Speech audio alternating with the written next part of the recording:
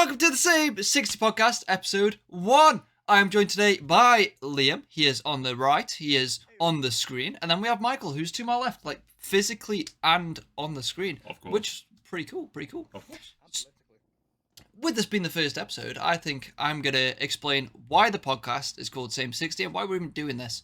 So, literally the reason we called it Same 60 is it was an inside joke at our local TCG shop. And one day Michael just goes to me, hey, that'd be a really cool name for a podcast.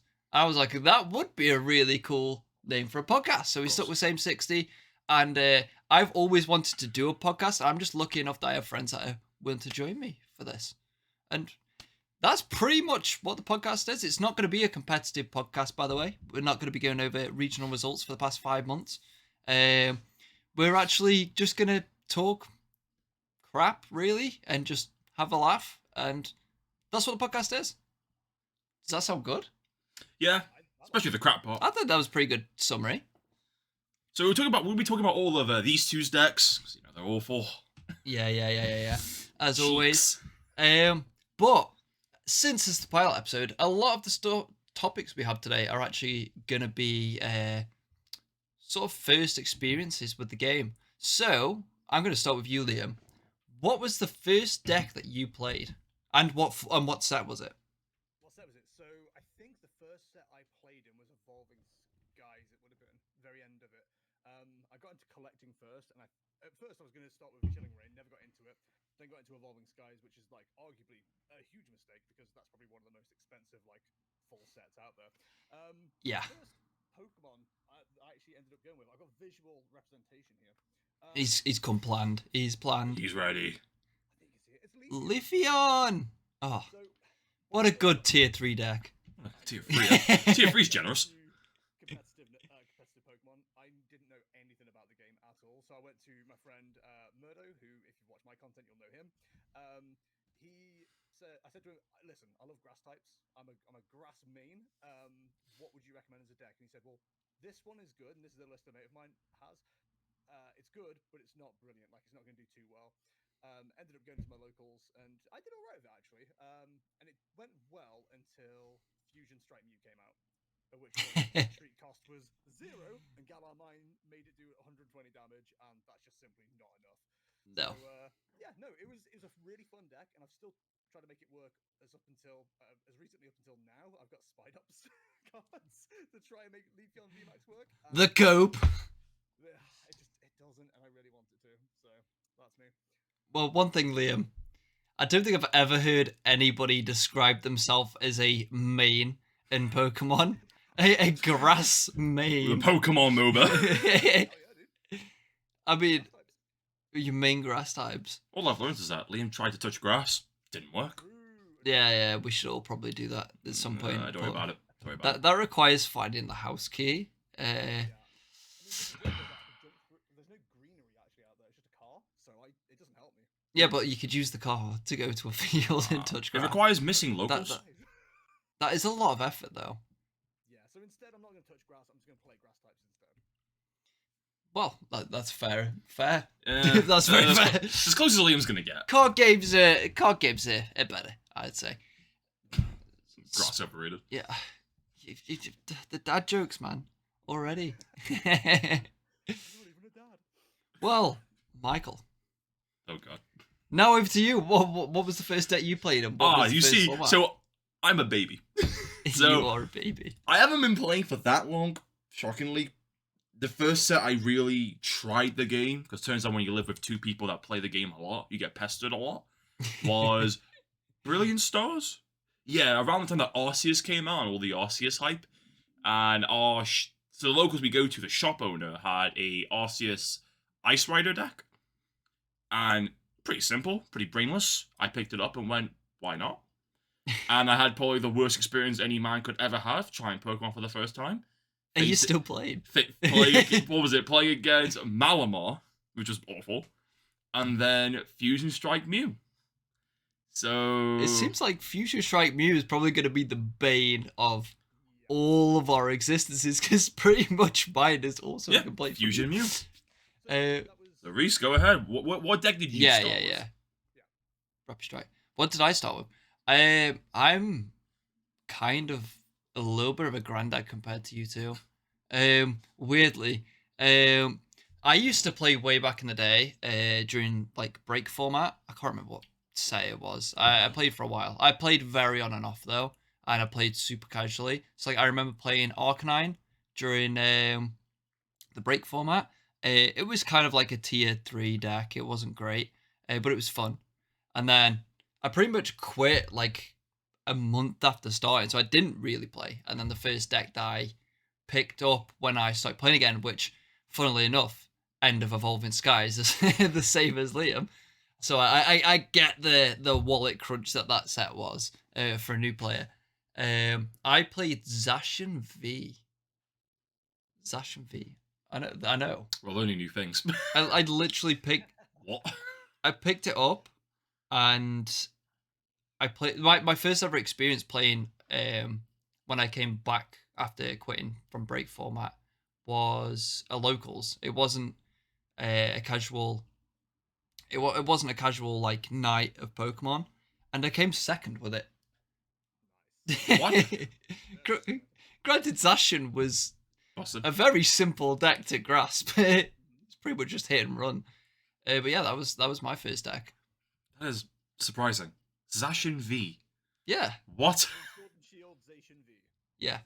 What? The metal type. First I learned that Liam tried to touch Steel grass, type. and now you playing Zacian. Yeah, You learn new things. Welcome fair enough. Welcome to the podcast. Okay, well, that's pretty brief. Our I mean, experiences are pretty It's pretty because similar almost. I'd say it's because like me and Liam are still pretty. I class both of us as still quite fresh, Yeah. and you are literally the granddad. You are the Yeah. old man. Maybe that's why you like your not fun decks, but we'll get into that later. But no, I think me and Liam are like the babies. Almost 2 years, isn't it, since Evolving Skies? Yeah, so I always like I talk about this in terms of like when I started collecting and when I started playing. I didn't start playing until like 2022 February. Collecting was like October the previous year. So What a Yeah. flex. I've done nearly a year and a half at this stage. Fair enough. I've had a few bumps. I'm such a baby. It's awful. Oh, buddy. I'm Oh, still better. It's better than I you, mean, it's I fine. played way back when. It's why like my player ID is actually relatively low, considering how new I seem, because I never actually played properly. It's not 2 digits. I'm not. I didn't play fossil format. One digit. I didn't play fossils. Although I would have loved that, or the Team Rocket format. Okay, well, Like, that's how old I am. yeah, you're old. Yeah, William, you're old. The worst. Hmm? Zacian V. Yeah, Zacian V. I won't get over that. Back when Zacian V was good. Yeah, I'll go. You know what? I feel like I'm slowly going red, like on face cam, because it's super hot in this room. It is actually. I chose the wrong day to wear a cap indoors. It's never a wrong day to wear a cap indoors. Hey, Liam wears a cap for very different reasons. dropping Riz. So kind of related topic.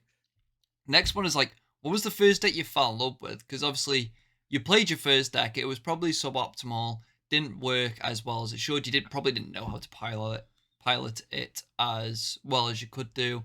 But what was that first deck that grabbed you and you were like, I'm playing this. This is my deck. I love this deck. If we're going same order again, I got more visual representation for this one. This is deck binder, by the way. If the deck doesn't do well, it ends up in binder jail. This time, we're looking not that one. This one. All I'm saying is, coincidentally, the Oh, decks that I've beaten. I remember playing against your Jolteon. You probably did. Jolteon was one of my absolute favorite decks. I'm not like a big I didn't think I was a big like bench damage kind of guy, but it turns out I am. I started playing it for a similar kind of reason as Mew actually. Jolteon was great. It had the Inteleon engine, which again, the first engine I ever started playing with. It was in Leafeon as well. It was in Jolteon, later Arceus. But I really enjoyed just being able to like hit for 20 with the damage counters, and then go, oh, also Jolteon hits that as well, and everyone's like, excuse me, what do you mean it's knocked out now? I'm like, that's right, I take 4 prize cards, so thank you very much, I'll take those. This was also prior to Manaphy being like Yes. out or even widely played, because I remember when it first came out, Urshifu had kind of dropped off, Jolteon kind of dropped off. Yep. So even though it was like a powerful card, not many people were running it. Same story as like one card basically killed the entire deck. Same as like Leafeon being destroyed by Mew, Manaphy coming out destroyed Jolteon. These days you can play it, but it's like it's way too awkward to actually make it work consistently. But like back then with the Intellion engine, again, such a good engine. You could like reliably play that deck until Manaphy came out, and at that point you were like, cool, I can't damage the bench at Yeah. all anymore. That's it, it's dead. But Well- still to this day, I've not found a deck that I've enjoyed playing as much as Jolteon. I can relate to you on a certain degree with that, because the first deck I built myself was Urshifu, Rapid Strike Urshi, and for the very, very similar reason. It's like how you were talking about Mew earlier. It was very hard to make that deck work with Mew being the force that it was when it came out, and Manaphy. The second Urshifu starts doing well, Manaphy sees play again, and it's. The thing was, I mean, Jolteon came out. Jolteon's popularity came out at a time that like events weren't really going on. But Urshifu like came back in like what was it, Fusion Strike format, when everyone was like, "Oh, Mew's gonna stop winning championships and blah blah." It took Mew ages to win its first championship, and during that time, a Rapid Strike Urshifu deck ended up winning. And it's like, Yeah, it was Robin Schultz.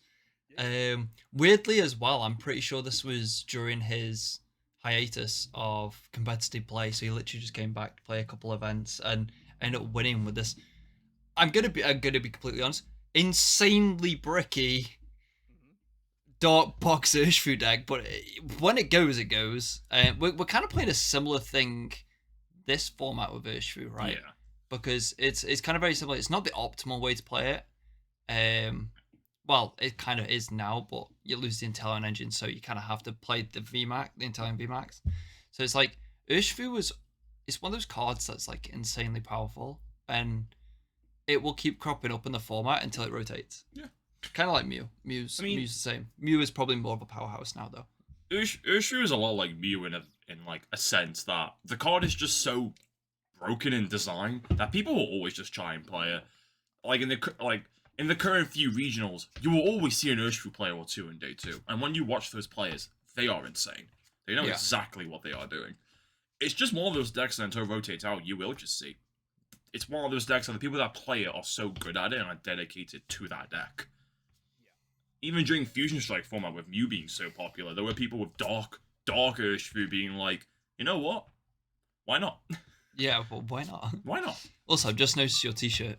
Respect I have it. as well. I've noticed it since the beginning of the recording. That's Very nice. Nice. I'm confused. Me? Liam, what Yeah, about you? you're wearing an Ask I'm not wearing a t-shirt, Liam, so what do you think? I'm wearing a vest, baby. Is it a vest? Same thing. It's a PG stream, Liam. Right, okay. Sorry. So after that very, very large tangent, I think it's time to ask Michael. Michael. I wonder what my favourite deck is. I bet my other two people couldn't guess. So, as I said before... Is it Mew? Of course I love Mew. See there, when I did play Mew for a little bit to help you guys practice for Liverpool, I did actually enjoy it. I was very good at it. It's just one of those decks that I do find boring. So the issue with me of Pokemon, I do stand by it, is I come from a background from other card games. So obviously I enjoy yeah, but obviously I still play them, you don't. So I currently am very hard into Yu-Gi-Oh! I've played Magic, I've played online card games of every variety. I have played games you've probably never heard of in your life. And because of that, when I get into Pokemon, I won't lie, Pokemon's still a very weird game for me to play. I'm one of those people I don't like normal decks. I really don't. I couldn't sit here like Liam and play Arceus. I just couldn't. So, as you can probably imagine, I love Lost Box. Lost Box is a deck that ever since I found it, ironically enough, I found the deck because of this idiot. Well, this idiot and our other roommate. Because it was during Lost Origin when the deck started creeping up and became an idea. You know, the idea of, why don't we just play Tina without Tina? Yeah, why don't we play Lost Tina without Tina? And it worked. That's around the same time where the inception of like Arc Giratina and Arc Gudra came out as well. Like, it's weird how they kind of found their place in the meta and are still relevant today. Yeah. But anyways, I mean, it's more continuing. I do love Lost Box. I've played it ever since. I'm still going to play it. I've pretty much played every single variant of it. Let's be honest. I Yeah. Like, my binder is just every single variant of Lost Box, every single tech of Lost Box. I have tried it. Like, in our community, I don't want to be big-headed and arrogant. I do feel like I'm the best Lost Box player in the group. Like, there are many times where I have just beaten people hard, and even in the mirror. Including you, mate. One time you played. Yeah, I never play. But no, yeah. My favorite deck is Lost Box. Something about the deck is just lovely. And I know that Liam loves it when I play it too. I'm his favorite opponent. I mean, I feast on Lox box generally. It's just the Dragonite variant. Lox box. Lux Box. Lox Yeah, box. it's good. Words Well, easy. But, yeah. Going back to Liam for a second, I actually really expected Liam to say some sort of Arceus variant. Arceus deck. Me too, to be honest. But You know what? It's not like, a bad deck by any stretch of the imagination, but like, we joke about it a lot. It's not an interesting deck to play. Like, No. there's variants of it that can become interesting. Like the one I'm going to be playing Arc going Birds. forwards, I think is a little bit more interesting. Arc Bird Box is really fun. Yeah.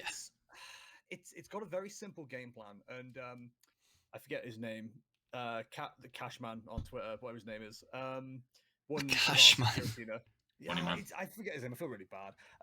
Is at Cashman something. Anyway, he won one of the Asian championships with Arctina, and he said, like, literally, as long as he opened Arceus and an energy, he was okay, and that is literally the Arceus game. Oh yeah, what was it? He had an acronym for it. EA Sports. EA Sports, yeah. Energy Arceus, you're in the game. Yeah. Which I think is brilliant. That was it. That gave me a chuckle. It's weird as well, because you've got a 60 card deck, and we joke about this quite a lot at locals, but like the amount of times I see Arceus Double Turbo, which is 8 cards out of 60 or 4 out of 60 each, you're like, what are the odds of them actually coming up at the same Liam, time? we don't More often than you think. we don't want to talk about you and odds right now because watching your content is always interesting. The amount of times you kill a Pokemon and get a boss from it is unbelievable. The amount of money I could probably make. A few times. Dropped on. It's every prize against me. Me? Talking about, whatever the turn and stuff like that, the opponent's going, I'm like, oh yeah, it'd be nice to see X, Y, Z, and it's like, oh, all right, cool. Liam is an inbuilt squabbit. Like, he just draws when he needs. Honestly, I feel like with your draw luck, you could probably just build straight Squabet. Like, and find a way to win. You didn't see how Inkling went for me last Saturday, so. Oh, I told him about it. We talk about that later, but I told him about that one. Oh, I was dire. Anyway, enough about me. Oinkolo could have been so good if it was a basic. Yeah, it's just West Blissey in every way. It could have been Blissey too. Anyways, Reese, I don't think we've talked about what deck you fell in love with. I wonder what it could be. I've played a lot of iterations of different decks, and I'm actually going to ask Liam because you've already seen the card. Of course. What was the first deck I fell in love with? I feel like I've played a lot of crazy stuff. I don't think you'll know it. I don't think I'll know it either. You've definitely gone against it. I've played it against your Jolteon and beaten your Jolteon with it. Ooh. Jolteon. No, I'm not gonna get it. I don't want to fill this with like blank time. Control something. You are correct. Wow, really? Wait, let's. I'll get the cards. I actually have them on my desk because. We all got show and tell. I'm the only person who can do it. Oh, come on, get ready. Zorog! Hey. What about the card Floatzel next to control it? box. Snap. I don't actually own a Zorg. Yeah, Hey, Floatzel control box.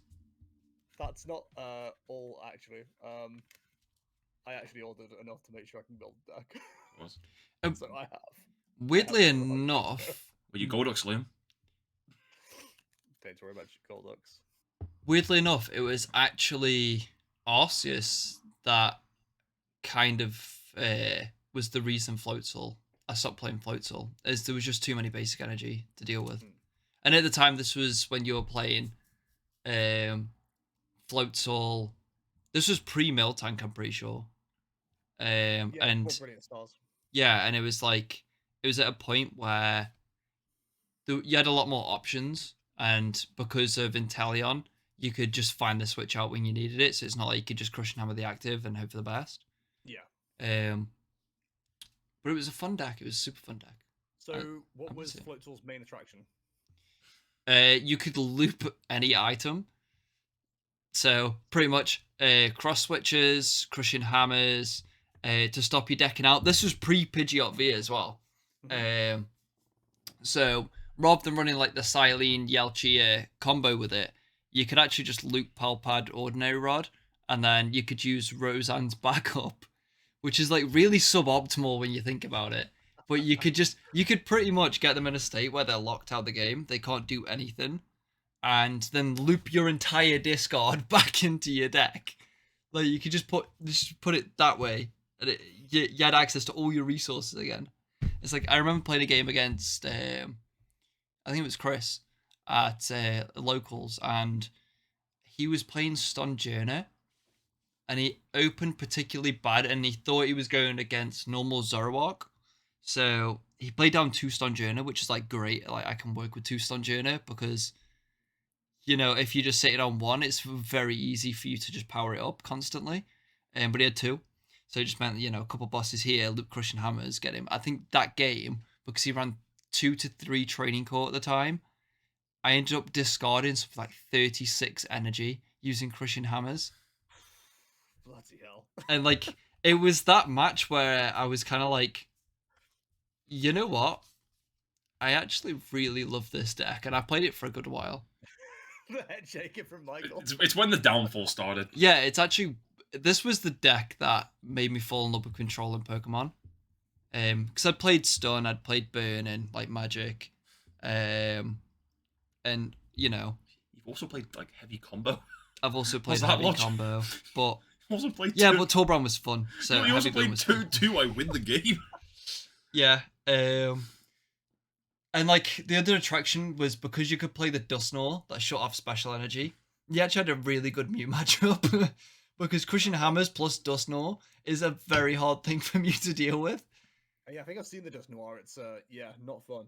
It just turns all their energy into colorless, which isn't it's not detrimental to Mew because the attack is colorless anyway.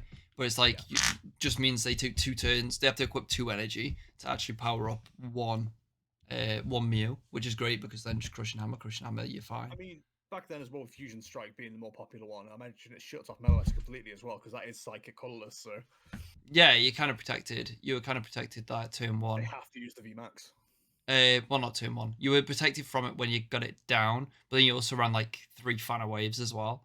So you just like get rid of like everything, put it back in the deck. Dusknoir. Now you have to attach 2 to make it work, and you're never going to do that because I'm going to crush hammer. It was super fun deck. Super. Love it. Fun. And it's coming back this format because reversal energy makes this deck so much better. Spoilers, Reese. Spoilers. I know it's spoilers. It's So spoilers. yeah. Oh, yeah, I actually did spoil something. Yeah. Anyways, pretty good summary of what we all enjoyed. Liam's old and hates Manaphy. I'm boring and basically playing a Yu-Gi-Oh deck in Pokemon, and you just hate fun. I love having fun. I don't like my opponents. So, very solid description of all of our favorite decks. I think an interesting question to go on to next is, see, all of us got into Pokemon at different times, but we actually all went to our first event this year.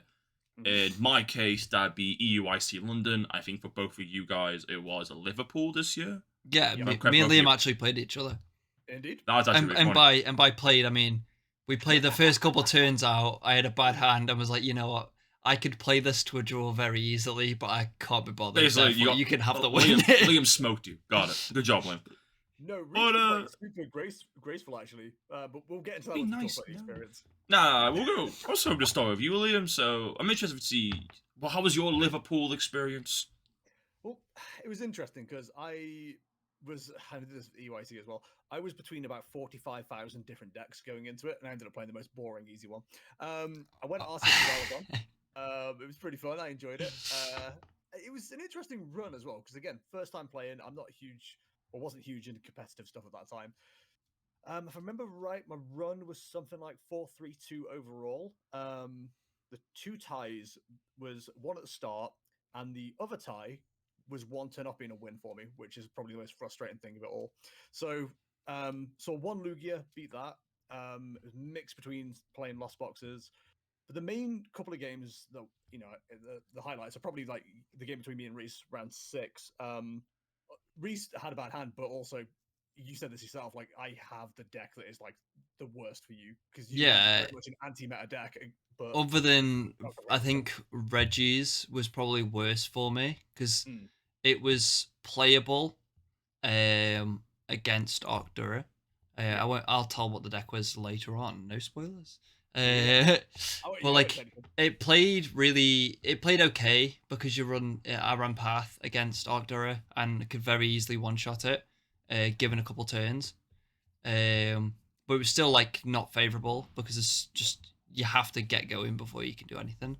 you need the path in it. Um, So yeah, and yeah. then like Reggie's was probably the worst matchup because purely you weren't a setup deck, so you didn't have many ways to like extend your setup. And Reggie's, I needed a bit more setup for that.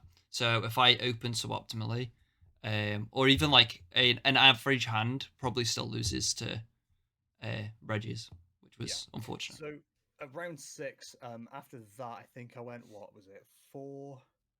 Would have been 4-2-1. I think would have. No, that's not right. That's not. The maths don't make sense there. 4-1-1 maybe. I can't remember what it was. Anyway, took the win, and again, I mentioned, all jokes aside, Reese was super graceful and said, you've got a better chance of getting into day 2 than me from here. Go for it, kind of thing. I think if I remember right, what happened between these games? Oh, yeah, it was not. It was Arceus Palkia, something else. Long story short, last couple of prize cards we both had. He Echoing Horned and Arceus back into the thing. Didn't have enough damage, or couldn't do enough damage with Palkia to knock it out, but still bossed it up to try and do the damage, even though it was his last turn. If it had gone back to me in overtime, that's what it all comes down to. I had the double turbo in hand to like retreat the Arceus, take the knockout with the other Arceus, and that would have been a win. So that would have put me on 5-2-2. No, that makes sense. That would, Yeah, that would nine have put me rounds, on 5-2-2. Yeah, Instead, I was on 4-3-1 3. No. or something. I can't remember. Anyway, the last game ended up being a loss because it was a Zoroark deck. I wasn't too familiar with it, and I was just kind of like, couldn't be asked at that stage. Like, I hadn't even realized how bad my round 8 had gone, like how close I was to a win there. And who knows what would have happened from there. Like, going 5xx into it, if I'd have won the next game, that would have been day 2 for me in my very first tournament. But it just didn't happen. And by that point, round 9, I had the energy to carry on playing, but I just couldn't be asked. Like, it was like, you know what, I'm not going to make it. I will stick to my 4-3-2 line. That's fine. But yeah, it was good. Next day, we went in to do side events. I did one and decided it wasn't for me. I'm very much I like standard. I like what I know. I like learning all I can about one format, and that's kind of it. Which, it might be a weird way to look at the game, but it's the way I have fun with it. A lot of people are like, oh, I prefer expanded, I prefer, classic formats and all that. And I'm just like, nah, dude, I'm good with the standard. That's all I need to know. I'm too old to retain all this information at this stage. Let me learn what I need to learn. All man syndrome. Well, Exactly. other than results, how did you find the event? Was it something? Oh, I mean, obviously it was something you enjoyed because you went to EYC, but like, Exactly, yeah. was it everything you were expecting beforehand? So this is the weird thing, right? I've mentioned Murdo already, but he's been trying to get me used to the situations I'll be going into, if that makes sense.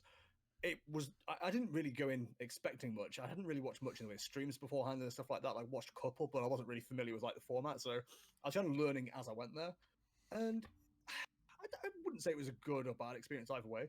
What did make me feel a bit weird, and bearing in mind, with 3 years after COVID at this stage, being that, even with masks on, because we still had masks at that point, being that close to that many people made masks feel so goddamn pointless. Like, everyone was just milling around next to each other and walking past each other, and tables were closed, and you were like, what? We've forgotten COVID exists, I guess. And, Well, it's not an issue realistically these days, like not as much as it used to be, but it was still very jarring. I'd not been in a big social situation like that. Like, that's probably the biggest takeaway I had from that. It was like being around that many people all over again after 3 years of avoiding people completely. Yeah, it's made even more awkward by the fact that event halls get very hot very quickly, and I've recently trimmed the beard, but normally I have a much thicker beard, and going into an event with a thick beard and a mask and it being really hot, you get to a point where you're like, I just can't breathe. Like, I had to keep going outside because I just can't breathe in there. Oh, we caught each other quite a lot, didn't we? Just like outside the event. Yeah. Like, sat against the fire exits and stuff like that. And just like, it's too warm to Which stay in is there, man. always such a trek. Yeah. It's warm as well, 'cause it's in Always. February. You wouldn't think it'd be that warm, but like it Mm. got super hot in there. So yeah, no. I enjoyed it. It was good. Like you said, I did go to EUIC after, so clearly, I like the format. My main issue was like I wanted to do a bit more traveling this year, and just couldn't really find the means to do it. So I see this. We talked about this before. We've seen this as a practice run this season. We've done our 2 events. One, well, me and Reese have done one decent sized one. They're all 3 of us have done like a massive event in an international. So we kind of had like, I don't say both extremes, but we've kind of seen like what it can be either way. And the fact that, well, I'm not going to speak for all of us, but the fact that I've been to 2 and liked what I've seen and not been too concerned about what I've seen, I think it bodes well for the future.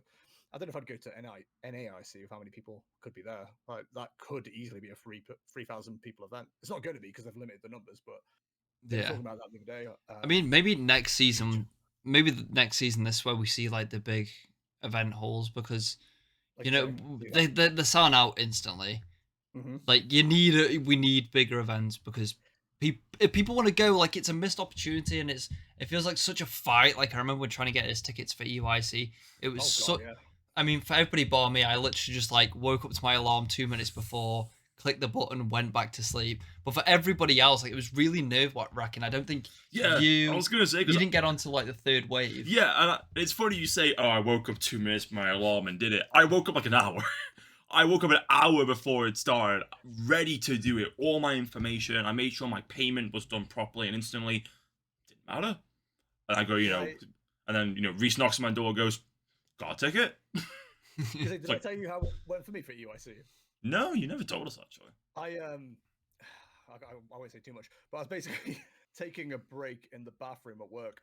A few minutes left to go, and I was like, "Oh shit, my data's really bad in here." So I was like, just having a look and going, "I hope it works. Hope it works." First time clicked in, not a problem, straight in. I had no issues whatsoever. And I actually attribute that to how bad the internet could be, because everybody else was like immediate. Their internet's all colliding, and mine's gone. Take an extra minute, and actually we've managed to circumvent the queue quite easily, so don't worry about it. It's like how you're waiting for like a loading screen where you were growing up like on a console, and you got to a point where you're like, no, I don't even want you to load. Like, no, I don't even care anymore. And then you look back 30 seconds later to see if it has loaded, and you're like, okay, I mean, that happened to me, and I still did care. That happened to me, and I still did care. Remember my 3rd attempt? Oh my god, yeah.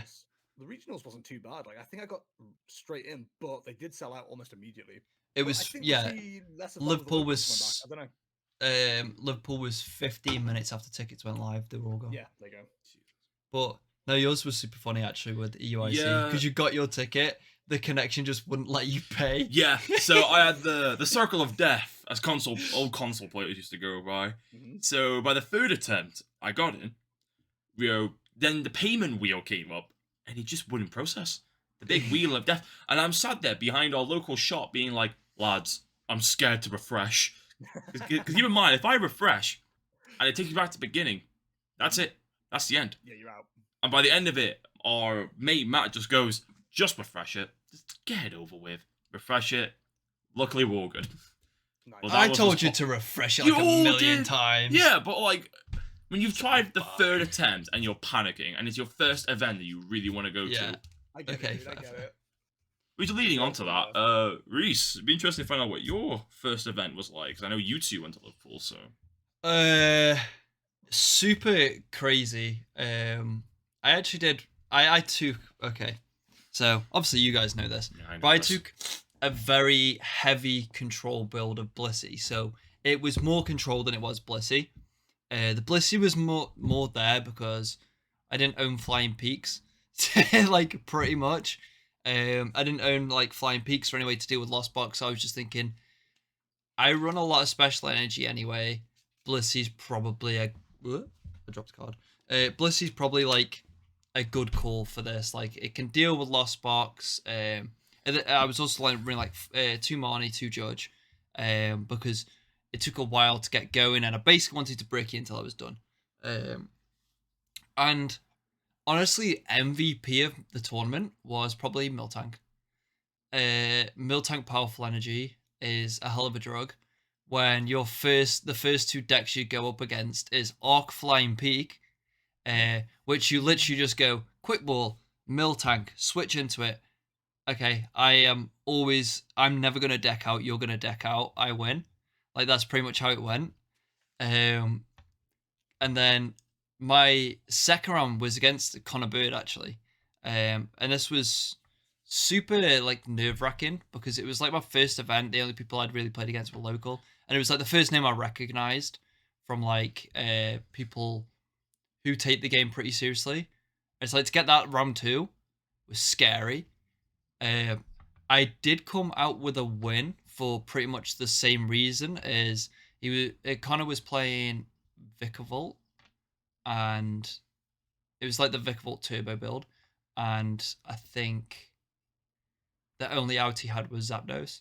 So it's literally like turn one, Miltank down, cape on it, powerful energy.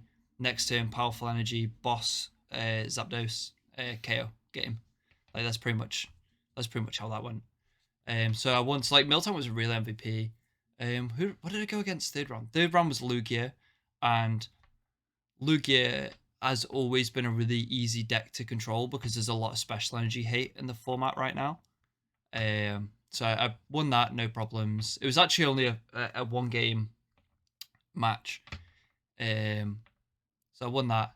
Third game was against Gudra. And this was actually like by this point I'm sitting at top tables. So I'm surrounded by people that I know. Like well not know as in personally, but like I've heard their names, I've seen them around, like I know they're good players and I'm surrounded by them, and like I up to this point didn't even have a Pokemon playmat.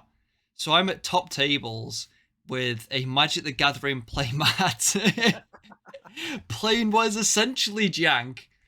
And I go up against Lost Goo, and it ends in a tie. I take game one pretty quickly. Game two, such an awful way to go out. It was we both had two prizes left, and it goes to my turn. I equip an energy. It was a capture energy, but he had a Temple of Sinnoh down. Even without the Temple being down, I still had KO because Blissey just hits numbers. But because of the mandatory shuffle on the capture energy, I picked up my deck ready to shuffle it.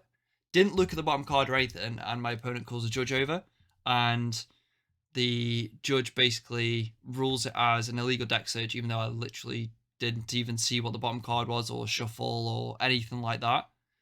So I appeal it and ask him to go to the head judge. The head judge doesn't even come over.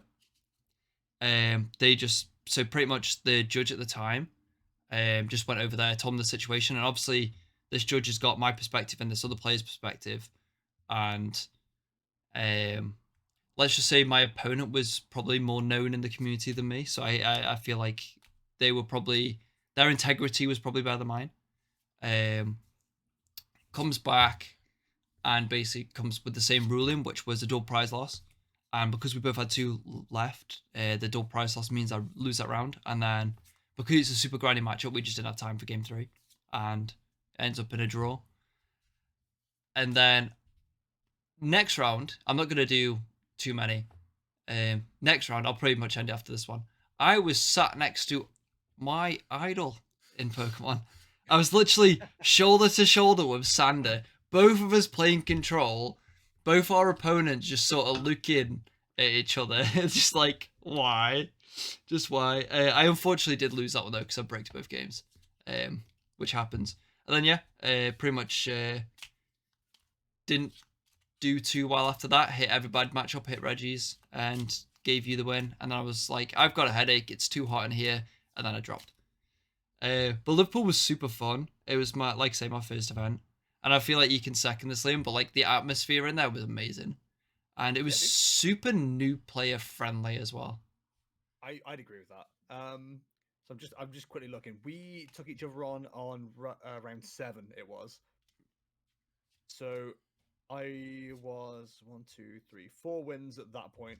The next game, yeah, if that was a win, would have been 5. So yeah, it was I was just interested what we were at when we took each other on. So we would have finished at would have the 3-2-1 at that point. Yeah. Yeah, because that's a lot. Yeah, so 3-2-1 when we took each other on. So not bad showings really for our first go at it, I reckon. Especially considering I was playing Jank. I was pretty happy with how that deck Yeah, came it was out. good. So, Michael, your first one, I think actually you end up with a better scoreline than us, if I remember right. I had the Reese had best. one more win than me. Ah, okay. Also, I want to make a note about Reese's story. I feel like you did really well because I basically became your goddamn abuse partner. The amount of times I sat there playing different decks to test his goddamn janky Blissey deck was... There would be nights where I just didn't want to play, but he would just go on my door and go, come on, Liverpool's next week. And I'm like, oh, fine. So... You heard it here first, guys. If you don't have a testing partner, guilt trip them. Yeah, And then you I mean, do. there's no one else really wanted to play against your deck, and I'm just there like, god damn it, why not? Yeah, but nobody ever wants to play against the decks I'm playing. Yeah. Which was a common thing, actually, when it came to UIC. Like, I had very little prep going into that event because there was literally yourself and I'd play against you. Andy. They were the only two people that tested against me. But unlike last time. Because everybody else was like, I can't be honest. Like, it's not a matchup I need to learn. But unlike last time, I didn't have like a collection of meta decks to play against you. I only had, obviously, when I was playing. Yeah. Well, So... the UIC testing was interesting because, like, you know, we took each other on, like, us three basically. But, like, I took Reese on, I don't know, about 12 times. And it was through playing you, I realized that, you know, call me a bad player for not reading card text, realized that Sharon's Care, you can only use that on damage counted Pokemon. Yeah. I used it more than, must have been twice in 2 different games to lift up, like, a Bibberol, maybe out of the active that you'd bossed up or something like that. So, like, you know. Which was an illegal move. Illegal move. Are you Despite that being, not like, the first person. yeah, despite that not being, you know, mattering in the grand scheme of things for testing, like, I learned something from that anyway. So, you know, testing is, like, valid, basically. You know, even if you think you know your deck perfectly, you know your cards perfectly, you always come up against smarter players who are like, actually, that's not how that works. And you learn from that. Like, I think the testing is super important. Anyway, Michael, EUIC. No, yeah. So, as you can probably guess by these two, EUIC was my first event. And when you walk in there, and you hear from the announcements, oh, this is the biggest nationals ever, and congratulations. I'm sat there against my opponent being like, well, damn. Especially when you later on find out your first opponent was actually a very good, not well-known, but he occasionally does quite well, which I learned later on about a lot of my opponents. I'm sat there being like, this is stressful. Luckily, my experience at least, I had very nice opponents, very nice people. It was a very fortunate of me that my experience was very good. I met a lot of people. I actually got to face a lot of good opponents, even if I didn't know it at the time. I actually also got to meet a few nice people as well. It was actually the event where I spoke to Tord for a few minutes, even though the way I ran into him was quite funny. I ran into him going into the toilet. I ran to go into the toilet. Even the best players have to pee. The queue was long for the toilet, and me and Tord Yeah. were just there talking, being like, we just need to get to the next round quickly. But no, my first one was really good. I was quite happy with the way I did. I ended up doing tie second best in our group, tied with our roommate Matt. Also, we brought very similar decks, and I brought Skystone Lost Box because, well, I made a very bad meta call and decided to bring a bad version of the deck. But, you know, at the time, I thought it was the best version to bring, and unfortunately, you learn from your mistakes. But no, mine went pretty well. EUIC was a weird one for, like, meta calls. Oddly, I think out of our group, probably made the best meta call because of how popular Lugia ended up being. And, like, Lugia was, like, a 90% win rate for me. I don't disagree with that. I think one of the things that I've taken out of UIC, and I still do, is the fact that I need to trust myself a lot more. Because before that event, I also said, I think Lugia is going to be insanely powerful. I also rated Guardy very heavily as a deck. And it turns out, yeah, both decks are very good. It's interesting as well because EYC, the eventual winner, was Arceus Duraludon Vulpix. And I can't remember, I don't think you two watched my streams at the time, but I was talking to, again, Murdo. I watched your streams at the time. Pulled out Duraludon and I pulled out Vulpix for testing. And again, I listen to Murdo way too much. Should have confidence in myself. He said, "Oh no, that's not going to be good." Blah blah blah. Stick with what you know, because I was testing Arceus Giratina mostly for that. I had Duraludon and Vulpix in my hand, ready to try in that deck. I just never did it, and I still kick myself a little bit to this day. Like, I'm not saying I could have we done all any do. better, but like the fact that I was thinking the same as the person who won EUIC, that gave me a lot of confidence to start like focusing on what I think rather than going, "Hey, I've had this idea. What do you think?" And someone who doesn't even play the archetype go, "Nah, that won't work." So sorry to interrupt, but yeah, it's No, I absolutely agree. That's the same lesson I took from EUIC as well, which is trust my gut. Because as I said before with the medical, I predicted that those two decks would do well, but because of other influences, I went to and my inexperience. I'm like, maybe they're not. Maybe I'm wrong. Maybe they're not so good. And then I learned, okay, I should have trusted myself. It also came to deck building as well. So during that period, there was a big pattern with Lost Box where Nest Ball was ran as a 3 of. A lot of people went into the deck thinking, oh, it's consistent enough. You don't need a fourth one. And I was running 4 for the longest time until, unfortunately, the day before the event. I went, you know what? They probably know better than me. I'm not as experienced. My first event. I'll stick to the norm and run 3. And I think it lost me 2 rounds, which was brutal. But no, my event, my experience was really good. Very good players. So I got a lot better as a player. Very fun. The only unfortunate part about my experience was I went into it being fully aware that Lugia was my worst matchup. Winnable, but worst matchup, but it still is. And I went against 4 or 5 Lugias in a row. Because turns out when you're in top tables and Lugia is doing the best in that event, you're going to face a lot of Lugias. Yep. Like, yeah, you do. Like the time where the one game, so round 8 before I decided to not play anymore was the round where I actually went back down to like mid-low tables. And that was the first round in like 4 or 5 rounds I didn't go against Lugia, which very much just tells you. But to be fair though, even from my standards, when I told other people that I showed them how much I faced Lugia, people were in shock. People were like, "How in the hell are you facing so many Lugias?" And I'm like, I don't know. I saw one the entire time. And that Like, was very I played 6. Yeah, I played like Lugia is just, it was deck. It exists. But no, my event was good. I also learned a lot more about the Pokemon market. It was actually a period where I made, I say, okay amount of money. Got rid of a lot of my bulk and things I got from locals. It was quite nice. Yeah. And no, great people, great event, good time. It's also a good opportunity for me to travel, even if it's just a little bit. Like, I mean, some people don't consider going to London as travel. I did. I do. Yeah, I do as well. We don't go outside. Not really. We don't touch far. grass. To be fair, we still didn't touch grass. I made the joke of, yeah. I mean, I still made the joke of, I went to London for the first time. We didn't really. We went to either the Excel Centre or back to our hotel and had a takeaway. Literally, like, going down to London was the most horrific experience ever, because as we are like an hour away from London, probably an hour and a half, something away from London, because I went a bit earlier than you guys. Yeah, so our group went to like 2 separate groups. Yeah. 3 if you count them. Our hotel cancels on us. Oh.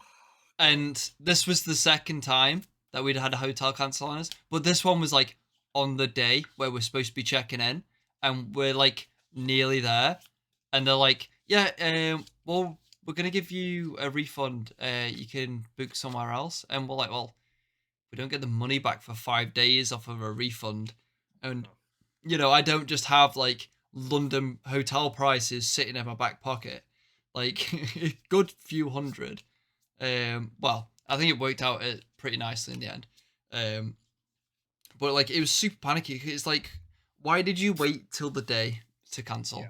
Why can you not just do it before? And that, to be honest, weirdly, despite the size of the event, that was the most stressful part. I think Liverpool prepared me pretty well for it. Especially, you know, when you look at your first round parents and it's bloody Grant Matthew, and you're like, oh, throw in the deep end. Yeah. I mean, I still remember, obviously, because I still, even to this day, don't know many high-profile players. And again, I didn't realize how many high-profile players I played against until, like, weeks after EUIC. But the one thing I do remember is there was an opponent I played at round 2. yada yada yada, whatever. And then later on, I see Reese in the very corner of my eye playing against that opponent, and then he's telling all of us how it's a high-profile player. He just beat him 2-0, 1-0, whatever. And I'm like, wait, I know that opponent. Yeah. I played against him. And I'm like, it kind of just made me realize, oh god, I have faced a lot of good players. Yeah, it was Zach Lesage. Yeah, it was that Lesage. And- Oh, okay, yeah. We yeah. both played Let against me Zach tell Lesage. you, Zach Lesage can shuffle a deck. Oh, yeah. my god. Within like 30 seconds, I think like the deck was riffled like probably about 7-8 times. Like, Jesus, what a shuffle. To be honest, like as well, Zach was also super fun to play against. You know, I think you could see that I was relatively new to events. Like I'd been to one before, but obviously this is my second one. And we were both pretty much at the point of if we lose, we're knocked out. We don't make day 2. If we win, we both then go to our winning ends. And you know, game 1, won pretty convincingly. Game 2 bricked, and because I bricked it, it just gave Zach the tempo that he needed to beat me. Because like Lugia is like a 90% win rate for you, but if you open a bricked hand, it gives them that one prize that they need, because it very often comes down to literally just one prize remaining for them if like you do the maths correctly on the energy, where it's like if they were playing like one more normal energy, the matchup went from probably like 90% to probably more like 80% win rate. So game 2 lost, and then game 3, unfortunately Zach opens Serena and the penny is prize. And Zach's just like, you know what, you got this, you can go. And then went to the winning in and had like the most unfortunate thing happen ever. So oh god, Tom, our friend, made us like this custom V-Star marker, and mine had Miltank on it. And it was in an oversleeve, so it wasn't in a normal size sleeve. And I just bought a new deck box, and it's a super tight fit. But it was really cool. It was like a custom made wood one. So I took it, and this V-Star marker was just slightly too long for it. So I put it in, and it bent slightly. So in between my match with from Zach to my winning opponent, I can't remember his name, who was also a super nice guy, by the way. What had happened is 2 cards when I put the deck back in. Oh, sorry, I completely skipped there. I stopped using the V-Star marker, that one, because people kept guessing what I was playing. And, you know, I was playing block Snorlax stall. And if people know what they're playing against and know how to play around it, you want them to sort of put down what they would normally put down. Because very often if you've got a Lugia and a Serena in your hand going first, you probably put the Serena up the front just because it just protects your Lugia that little bit more. So yeah, I put it away because people were guessing what I was playing. And in between playing against Zach and going to my winning in, 2 cards when I put the deck back in got trapped behind this V-Star marker. And it was a nest ball and a cross switcher. So it's like not 2 cards that you would take out to cheat. You know what I mean? It's 2 cards that are pretty important in that deck. Pretty important. You know, when your plan is to constantly be bossing and trying to keep getting Snorlax down, you kind of need those cards. And against my winning opponent, I won game 1. Down a nest ball and a cross switcher. I was actually down 2 nest ball because one was in prizes, one obviously still in the deck box, and still managed to get going and win that. Then we get a random deck check, and I'm like, yeah, this is fine. And then they're taking a while, and it's about 20 minutes later, and you're like, okay, yeah, maybe there's just a waiting list. Maybe. And then it gets half an hour, you're like, okay, something's definitely wrong. And then they come back, and you're like, hi. And they're like, you're like, is it me or my opponent that messed up? And then it turned out it was me. And then pretty much got a judge shuffle afterwards. And if a judge shuffles your deck and, you know, says like, look, this is a judge shuffle, whatever, you can't then shuffle it again afterwards. And it basically, I mean, obviously, a shuffle's a shuffle. You can't tell what order the card's going to be in. But I end up getting bricked off that shuffle, and it's like, well, I'm not winning game 3. Like, Snorlax was a best of 1 deck in a best of 3 format anyway, so it's like, if you're 1-1, likelihood is, because of how long the games take, you're probably tying.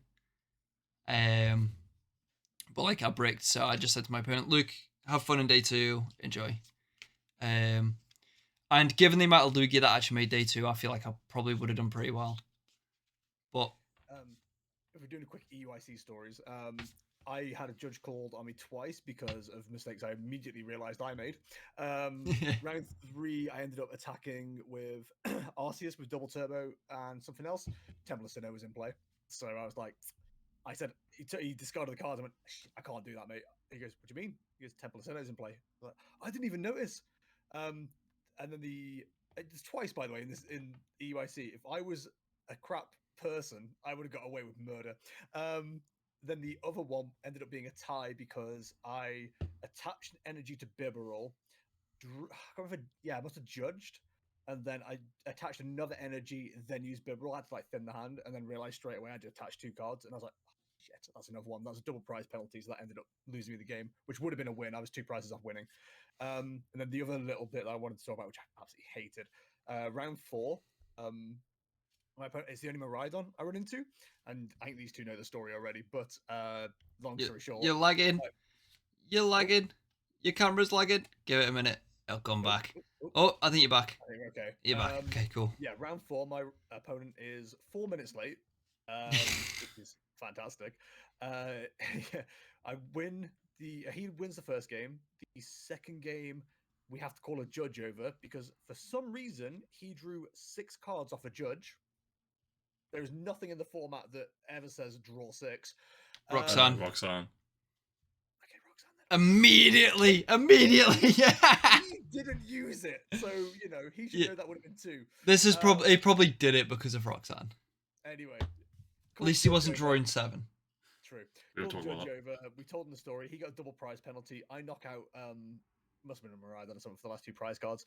So at this point we have 4 added minutes time, but the time is on 0. And I said, is that us done? And he goes, yeah, I think so. And the judge goes, because she sat with us, oh no, you've got the 4 minutes added time. And I was like, oh, I was kind of hoping nobody remembered. So I was just, because I would have got the win. He had a penalty, a match penalty, not match penalty, a game loss. Penalty, so a tartness penalty. Yeah, it wasn't even a game loss because it wasn't 5 minutes. If it was a game loss, I'd have won the game there. But because he basically had to win both 2 rounds, otherwise I get it off a draw kind of thing, which is effectively a game loss. I understand how that works. Anyway, I said to him, do you think we got time for a game in 4 minutes? He says, what do you think? And I said, I'm happy to take the win, but if you think we can take the time, do it in 4 minutes, then we can go for it. He goes, oh yeah, why not?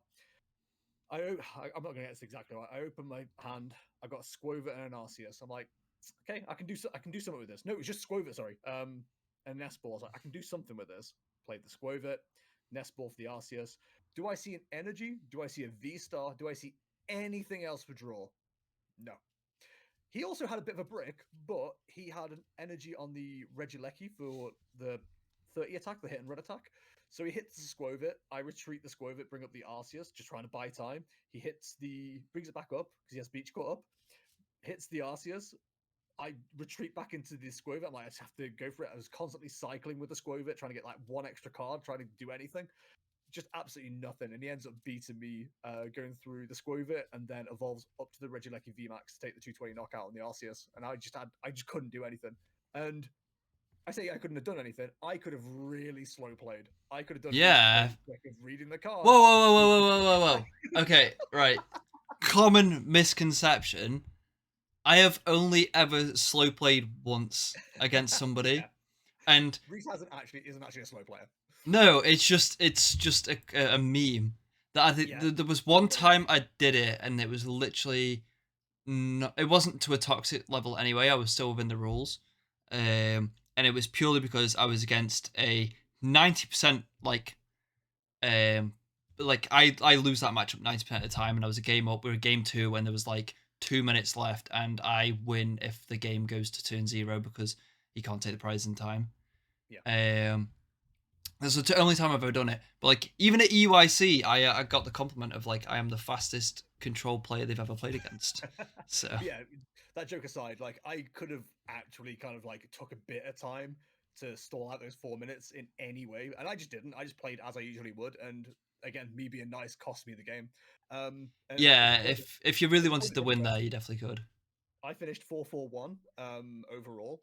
That player finished 2-4-0 and dropped. So, like looking at my scores, I got beaten by 2 people overall, lost. Oh, drew with 1, and the rest are ties. Nobody went through day 2 after they touched me. So I'm cursed, I think. The Liam effect, the old man effect. Yeah, if you go against me, you don't get day 2. Is how that works. I think. It's same with Liverpool actually as well. I think. In Liverpool, I think maybe it was because I was at top tables for a while, but I think a good like 90% of my opponents all made day 2. It was Only weird. one of them did. Someone playing Mew. The rest I of them think either. 2, 3 of my opponents did. So they were like from teams. So you can So I probably am cursed. imagine. It's quite cool. Anyway, sorry, didn't mean to derail. I mean, that's what this is for. You I mean, can that is derail pretty as much a much as you good can. summary of all our experiences. Like, obviously, we have our unfortunate moments, but it was pretty good. Yeah. I think we're all looking forward to next season. When we all watch. Now that we had our a bit of a taste, we can all. We're a bit more enthusiastic about going to more events. It should be. Yeah, like, because let's be honest, like we were all casual players before. We were all casual players before, and then we went to a first event because we thought it would be fun, enjoyed it, and now we know that we've got it in us. Like, there's a bunch of high profile people that we've had close games with or beaten and stuff like that. It's like we know that we've all got it in us to beat good players. Not necessarily like I still think I'm like a while away from winning a regional. Maybe if I played a proper deck, I'd have a chance. But like, control rarely makes it past top 8 because just the nature of top 8, like top cut rules. I think about it this way: like, if I didn't enjoy this, I get back to something that happened like in the last couple of weeks. I played Oink Cologne at a league challenge, got absolutely dicked, had a bit of a sulk, and then immediately went, well, "When's the League Cup? I'm going to that." Like, I still want to go into it, even though I've had a Yeah, really bad yeah. experience. That to me makes me go, "Yeah, I love this hobby." Like, clearly, I love it. So It was like, I think we've had very similar experience. I think all 3 of us have at one point or another with the season, where like I've been pretty like bad like this since we got back from EUIC. Like I struggled massively, because control just wasn't it. It was just not good. It was not in a good spot, and like when you only play control and control's not good, you've kind of reached the point of like, well, because like you can't even play Snorlax for the most part because once people knew what the deck is, and I think after UIC people were very aware of what the deck was. Like after that, you don't have that surprise, and people can very easily play around you. So I wasn't enjoying it, and then like I kept entering every week because I'm an idiot, even though I wasn't enjoying the game. And then like one day I'm just like, you know what, I'm done. It was the challenge, and I was like, I'm done. I'm bringing Guardy, and won it and went undefeated. It's just like maybe I can play proper decks. I don't know. you got the inherent 50-50 skill. avoiding me. I think that's important with like any. I think most players, if they're a good player, can turn their hand to any deck. If that makes sense. Maybe there's some exceptions out there. Like if I ever consider myself a good player, I still think I'd struggle with control. But like if I pick up a Lost Box, I pick up an Arceus, I pick up whatever. I'm like, okay, I get the fundamentals of this quite quickly. It's mastering it that becomes the issue. Some people do just stay in their lane and become amazing at that one deck, but then can't really handle other decks. So I do wonder how Michael's going to do once Lost Box rotates out. We don't talk about those dark days because I do feel very targeted in what you just said, Liam.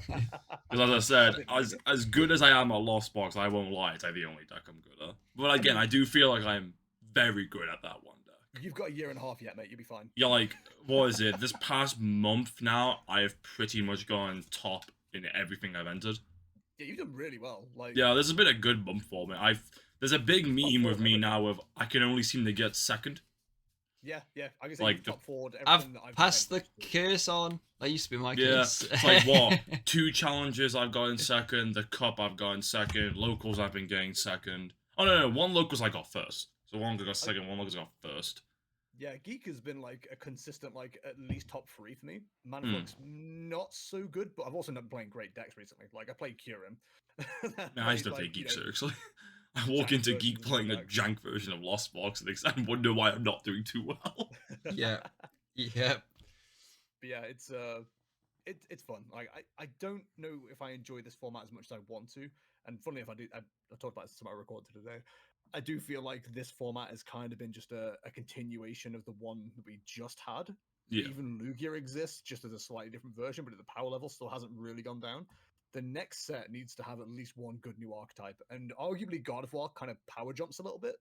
But I mean, God of War outside of next set becomes crazy, but Chen you Pao can make the could argument for a be lot good, of. but we'll I see. mean, I want to talk about that later, but we'll get onto that. Yeah. Because Well, I actually do want to bring that up. You know what? It's actually funny that you should say this, Liam, because I had a thought in the shower. You know, as all good thoughts Yeah, are sure. had, and where all the good thoughts are. I was in the shower. I was like, this format has weirdly felt like what Crown Zenith should have been, where it's a lot of the same, but you have like a couple extra decks in there, and like when you think about it, it's kind of true. Like Lugia, Arceus, they're all decks that are doing well. Lost Box. Mew, Lost Box, all decks that are doing well. And it's like, okay, but we have Miraidon and Guardi, which are kind of introduced to the meta, because like, it's like that little sprinkle on top. So it feels like what Crown Zenith should have been, because Crown Zenith pretty much did nothing for the format. Besides Lost Box getting pimped out with like full art confies. Yeah, because Zamazenta was very overhyped. God of War and Miraidon kind of like sit there at tier 2 at the moment. I think God of War jumps up to at least tier 1, maybe tier 0. I mean, I think this is where we Miraidon doesn't. debate, because I think God of War is a tier 1 deck. I think the deck's crazy, even right now. Don't think it's. See, that'll be. I want to talk more about this later, because I think that's actually quite interesting. Should Anyways, I think we have a. I think we have a little bit tangent. So I think the next thing that's going to be quite interesting. And I think Reese has kept a little bit of a secret. I've prepared a minigame! It's minigame time! For the first episode of Same 60 Podcast, we are going to do the first iteration of Justify My Jank. And basically, there's going to be 2 cards that at one point or another, I have considered putting into a deck for a certain reason. And now I'm going to show you guys, I've been pretty easy this week. I think I've spoken to you both about these cards at one point or another. So I've picked these 2 cards. I've got images. Are you still able to see my screen? Can you see me do this? Yep, I can see it. Okay, cool, because they're about to pop up on screen. So the first one is going to be for you, Liam. And basically, the rules are you have to... Oh, not that one. I remember which order I put them in. You have to justify to me either whether you'd include it as a tech and why you would include it as a tech, or why would you include it as just a good thing in an already existing deck? Like, why would you put it into just justify it pretty much. I'll figure it out. I'm a relatively smart person. So you're ready? Yeah. 3, 2, 1. This is your card. Oh, good God. Toad score 120. You may move an energy from your opponent's. I can't read that because there's a 992 PX in front of it. That's part of the card. Okay. Triple smash. Okay, I can't justify triple smash. Eerie Tentacles 30. You may move an energy from your opponent's active Pokemon to one of their bench Pokemon. How do I even justify this? Hey, do you like coin flips? Boy howdy, do I have a card for you. Triple smash, that'll... Oh my god. 80 times, you can flip 3 coins. This deck does 80 damage at each heads. That's right. Did you want an evolution Pokemon? That's right, capturing a Rainbow, flip a coin. Oh, you got Tails, that sucks. This is the same feeling 3 times. You can do not 160 damage or not 240 damage and feel absolutely crap about it. That's pretty cool. Otherwise, your Eerie Tentacles is 30 damage. Hey, you ever want to do like the most bare minimum damage to somebody for no reason? 30 damage, little tickle. In fact, yes, that does come up. I know. This is a bad ad for this. This is how I'm doing this section. Oh, you're doing an ad. You're not even justified. You're just doing an ad for the card.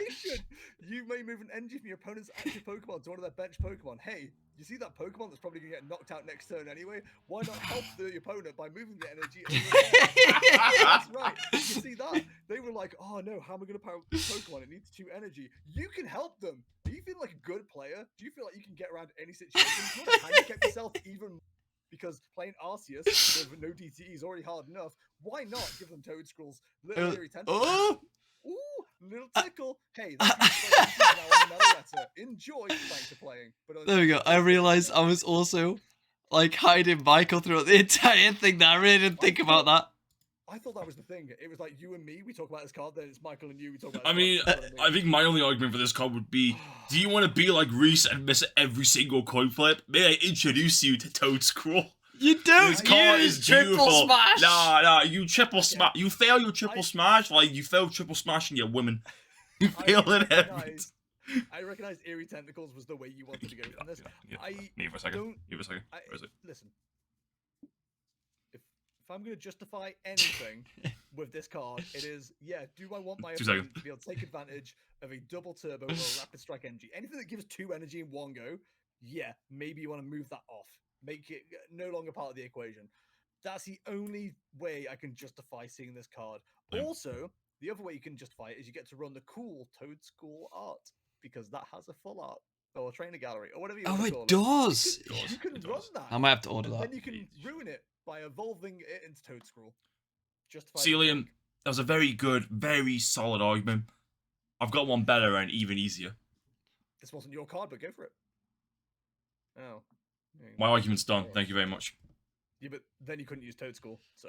You know what? Silence. I think this is going to be a much more fun, a much more fun segment if I have you both justify both cards. That'd be kind of interesting. Because I actually want to see the difference. Because you're all about doing all the coin flips and hitting big. Yeah. No, I recognize the Eerie Tentacles. We like to I find them smash. funny. We triple smash. We triple smash once. We mean smashing in real life. So I feel like smashing. with Michael knowing the jank that I try and make work. I feel like you're gonna have a bit of a different justification. I mean, my justification for this is just Reese really hates fun. He likes watching Arceus players commit to a DT and go, "Oh, that's cute." Anyway. Yeah, you've got to justify why would you put it in a deck though. I hate Arceus players with burning passion. I just want to make them all suffer. It's not just Arceus. I'm not triggering Raihan. Screw that. Put Duraludon. Like, move Duraludon's fighting energy. Who knows? I'll see you in court. Energy back, so that's what We're going to court. As funny as the ability is, I still feel like it's not good enough even in Zoro box control. It's very weak. But yeah, with the whole thing of like when you were saying like, hey, do you want to do the least amount of damage? Like that is actually kind of true. If you never want to knock out their active Pokemon, doing very little damage is very good. So, well, that's Toad School justified. Justified. Yeah. Put it in your Justified. deck today. Put it in your deck today. Don't make that joke. Right, let's get that one off What's the my screen. card? Curious now. What Well, I'm jank gonna have is you the card? both justify each because it's just Why funny he's that all? way. Oh my god. You have this boy. I li- You know what's what do you mean if you want me to have- justify the jank, I just gotta remember what you were talking to me about. Yeah, I made it easy this You know what week. this segment is? Isn't justify your jank, is let Reese justify playing this rubbish. I have so much practice from like Jackbox games of like doing weird like sales pitches for bunches of crap that like this is like a really good section for me. But I have a like, lot of practice from I just have to coming back approach home. it completely different to you guys. Anyway, I'm gonna find Mel Metal because I can't read. I have a lot of practice from coming home, and It's from Reese has Fusion this Strike. weird obsession of I have to give Michael a 10-hour-long speech about why I have to run this one card that I'll probably use once and then go, you know what? It's not kind of that mid. good. So why with Mel? It's big. You can take a crime road Wait, attack. I have it in hand for you, Michael. I know you do. Why is it hollow? Why you got? He's got a Revy. He's got a Revy Melmetal. Of all the cards to get Rev, why Mel? So why is it good? It's big. It can take a Lost Box attack. It's an easy stage 1 to get into because of Zoroark. it has an attack to prevent all damage done to it, and it hits Shem Power for weakness. It's Vulpix. Ooh, it does It hits get Shem that Power for bonus. weakness, It does hit Shem Power and we for all weakness. hate ice Pokemon. Yes. I don't, but Silence. You have not touched grass. I'll see you in court as well. For anybody like listening and not watching, like that just goes straight over your head. Don't worry, a lot of things go straight over Liam's head. Liam grabs Okay. the grass Pokemon. Liam, justify running Melmetal in your next deck. Hey, are you a fan of Pokemon that are only available through an app that's kind of bad by Niantic? Then you too can enjoy Melmetal. Not only Melmetal, because you're not going to run Zoroark. You're a good player. You're going to run Meltan as well. And he also has a cute little card. Look at him. He's a little silver blob with a little nut head with a little wave. He's adorable. Anyway, let's talk about the attack, shall we? Ingot Swing. For 1 metal, 2 colorless, 80 damage. During your opponent's next turn, prevent all damage done to this Pokemon by attacks from Pokemon that have an ability. Boy, howdy, that sounds awful. Imagine if they ran past to the peak. Anyway, Blasting Hammer for 150, 2 metal, 2 colorless. Discard an energy from this Pokemon. Hey, remember Toad Scroll where it was like, hey, move that energy to that one? Now you can remove your own energy. It's really hard experience. That's right. Don't just make your opponent suffer with energy removal. Make yourself remove yourself with energy removal. Not only that, I don't know if you're noticing there, guys. It's a single strike Pokemon. That's right. Wait, You what? can throw a single strike energy on there and go, oh, right, yeah, it doesn't cover steel, does it? Pass for turn. That's awful. Metal. I'd skip this out. It has 2 colorless in the attack. You could use your single strike for the 2 colorless. I've already attached a double colorless, and I went single strike, and now I can do. I can do. I think 80 I'd damage. rather Now I can do nothing. I think I'd rather attack with Block Snorlax than watch someone run this against me. Do you want to play the most suboptimal version of single strike Lugia? Then you two can include Melmetal. So you know that Skarmory card? Yeah, awful. Don't run it. Melmetal is where it's at. Why would you Exactly. play Skarmory? He's already bulky. You have to evolve this one from a Meltan into a Melmetal. I got justification. Don't we all love I got- watching transformations. You've seen the Worgen transformation from World of Warcraft. It's fantastic. Who Oh doesn't my love god. that? Melmetal. I got justification. Do you really want to make your opponent feel horrible? Beat them with this. You got bragging rights. You just beaten them with this card that people had to goddamn Google to figure out what it did. Do you enjoy making jokes while playing Pokemon? That's right. If you have this card in your opening hand, you can say you really pulled the nuts. On that note, I drew the nuts, yeah. you're an old man. You're an old geezer. I'm You know really what? bad ads and puns. You know what? That's actually a really good justification. Like, I feel like for that joke, I would probably still run it. I was considering not running it, but now I think I'm gonna put it in. You think for a guy who's not got kids, there wouldn't be this many dad jokes? I'm preparing, mate. I'm prepared. So you just like reverse doxed him. So like, instead of giving out his personal information, you just like filled in the negative space. Like, what is Think absent? someone- I mean, there's a lot of things about Liam that are very Not absent. though. Yeah, but at least it's not my brain. Yo, no brain, no hair, no Melmetal. I've got hair, it's just not that much. Anyway. It was a pretty, Melmetal. pretty fun little mini game. I actually really enjoyed that. It I was thought less that of a was mini really game, fun. it was less of a mini game and more what BS will Reese try to like argue to run. See, I wanted to keep it simple this week. Next week, I'm gonna make it. This was less justify your jank and more me just repeating what Reese would say to me in the middle of a night when I come back home exhausted. This goes back to the conversation you had on Thursday, isn't it? It's like, you have to tell people 2 hours in advance if you want to go to bed because you can guarantee there's a conversation coming. Yeah. All the I mean, time. there's a big meme with me and Matt being like, Reese just has the orthodox church of control. He will just sit down and talk to you about a certain matchup or card for like 2 hours, and after a point, you just sit there and go, I just want to go to bed. I don't care. Because I've got nobody else to talk to about it. Anyways, this was pretty fun. It's pretty fun. I enjoyed that a lot. Very nice. Okay, you know what? I think we do that again next week. That was pretty fun. Segments us to our next topic, which is quite Yeah. interesting. Pre-release. Talking of jank, let's talk about pre-release.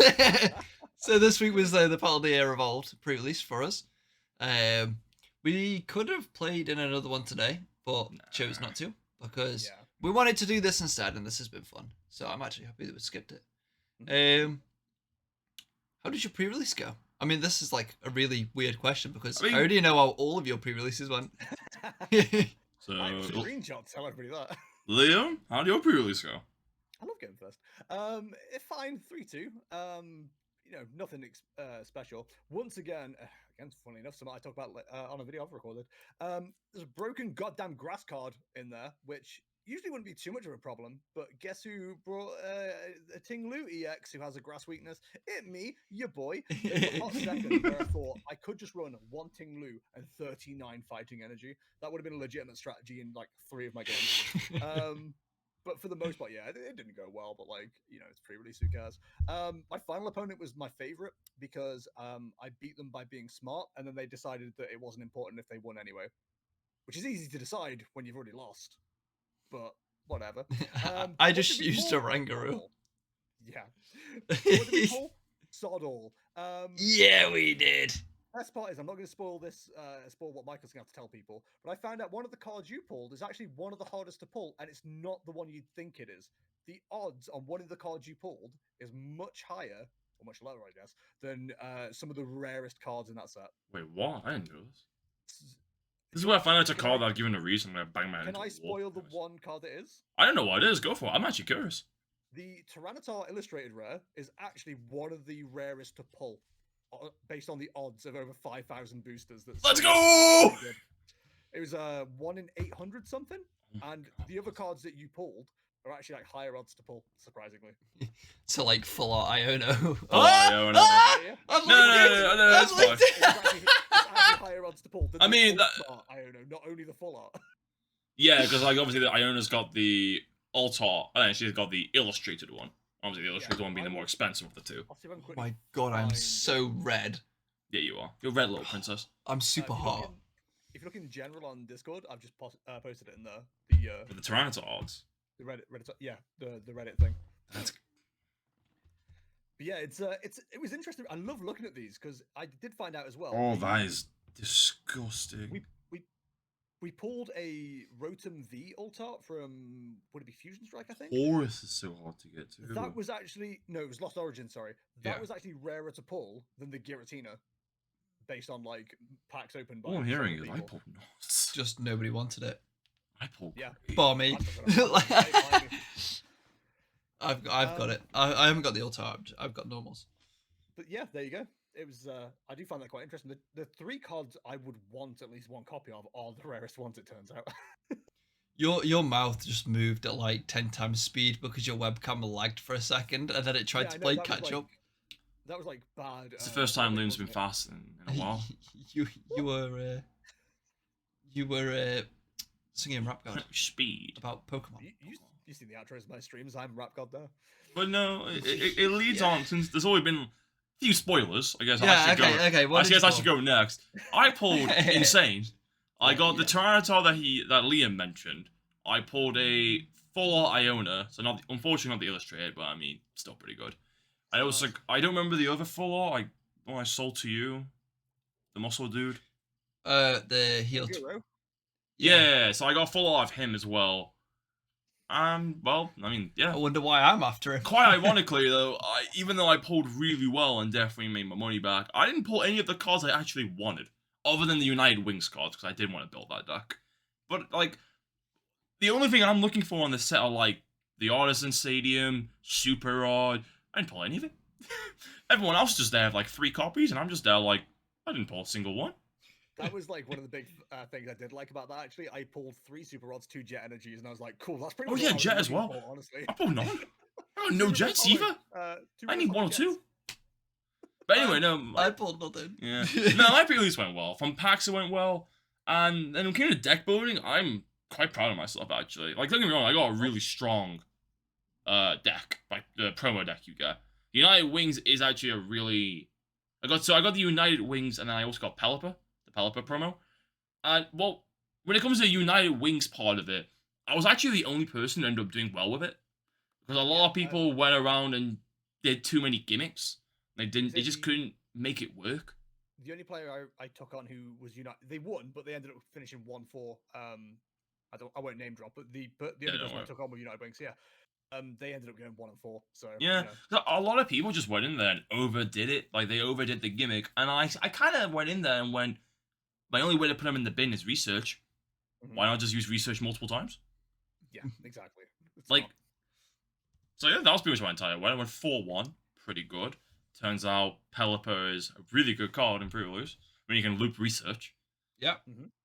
And, I feel like yeah. Won a game for me. Yeah, I feel like being able to loop boss as well in a pre-release is pretty good.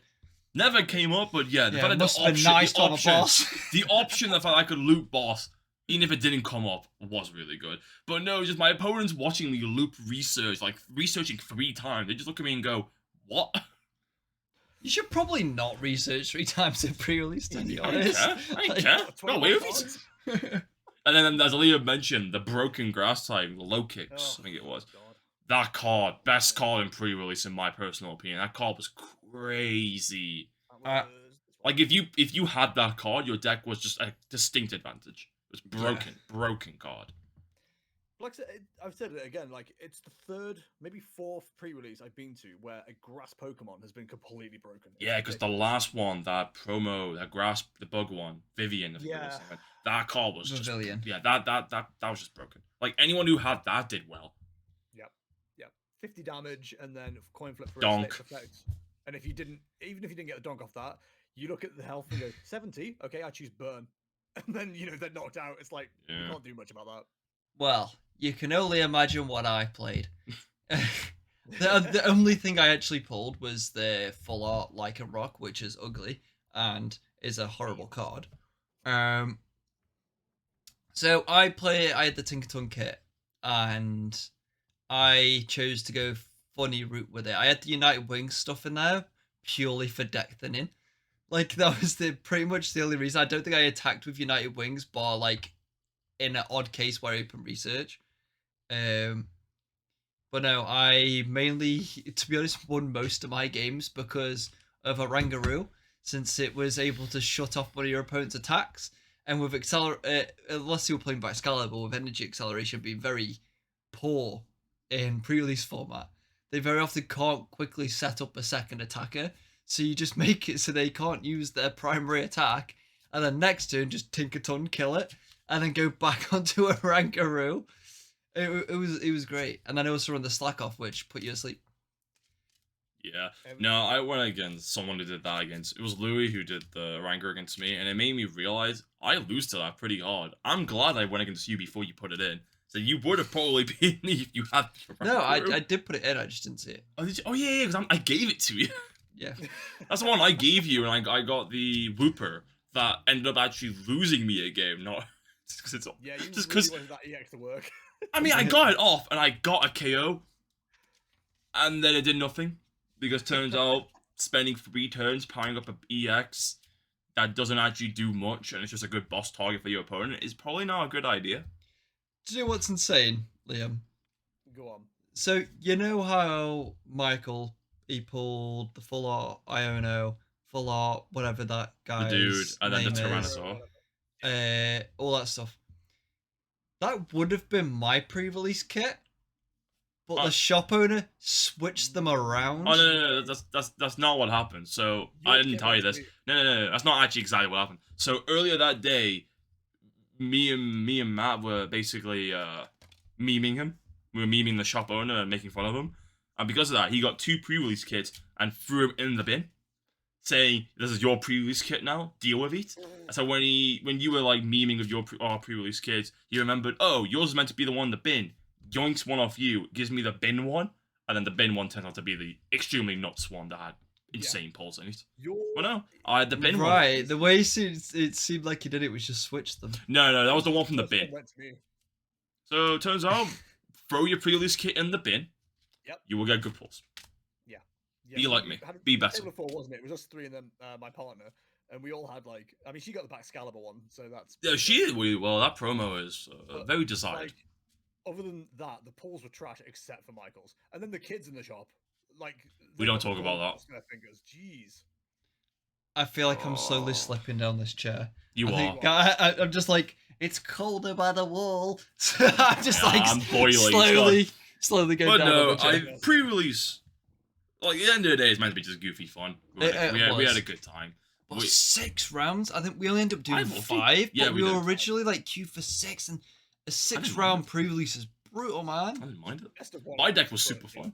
I enjoy it. I enjoy pre-release. The playing with Jank is incredibly fun, but not for We did 6 say, didn't we? rounds. It's like we didn't need half an hour for those rounds either. No, Like, I think we could have done 6 rounds if it was only like 15 minutes. Yeah. I think half an hour was ridiculous.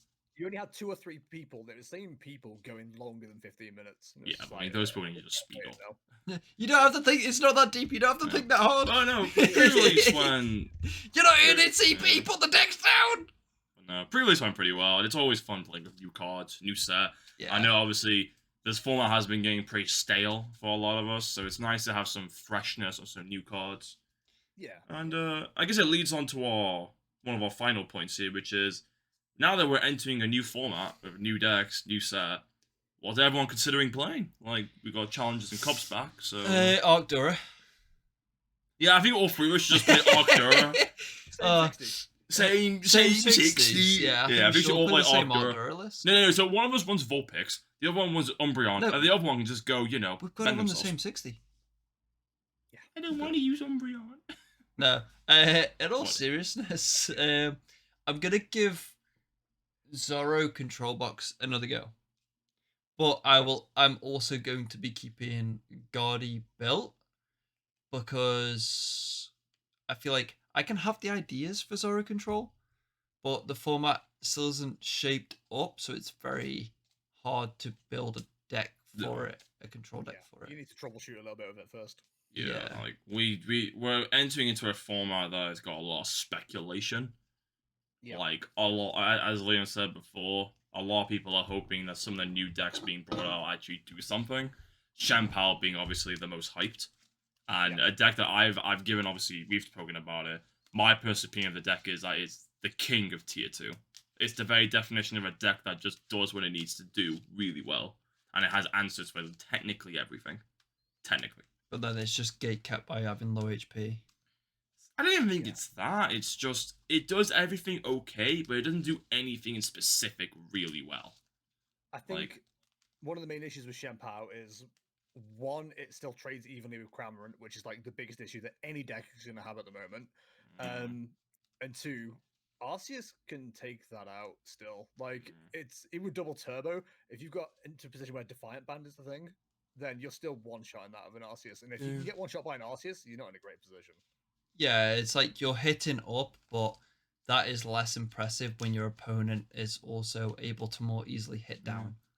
You know what I mean? Like, they still get 2 prizes from knocking Shampoo out, and you just have to work a little bit harder for those 2 prizes. I mean, obviously, in your matchups like Dura and Umbreon, I think that's where like you're gonna shine because you can trade up to 3 prizes from 2.